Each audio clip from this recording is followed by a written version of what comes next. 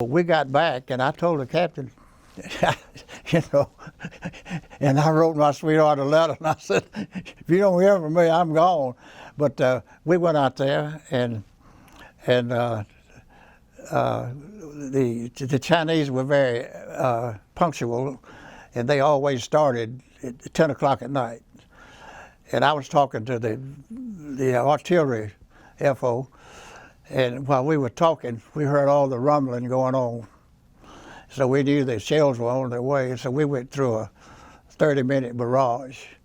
And if you ask me, what does it sound like? It sounds like the end of a 4th of July finale, but it lasted for 30 minutes, and you were right under it.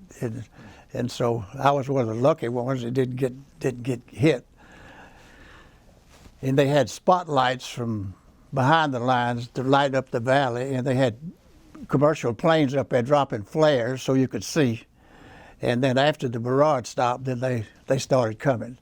And that's where the fighting went on.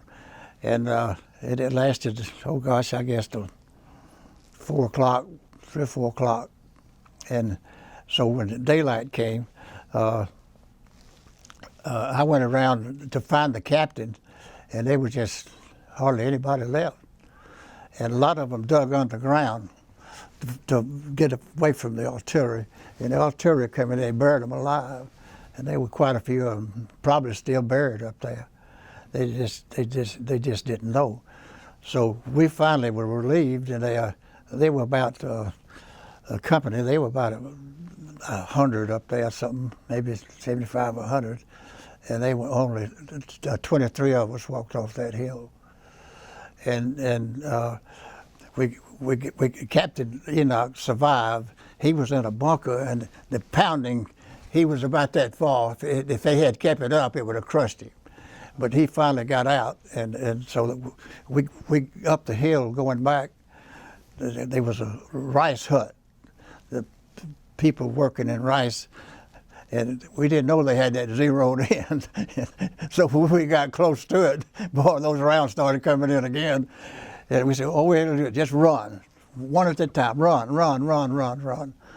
And so we all took off, and I think we all made it back. And they had trucks waiting, a truck waiting for us. And I got through it fine, but when I got in the truck, that's when I felt like something just left me, and I broke down in the truck.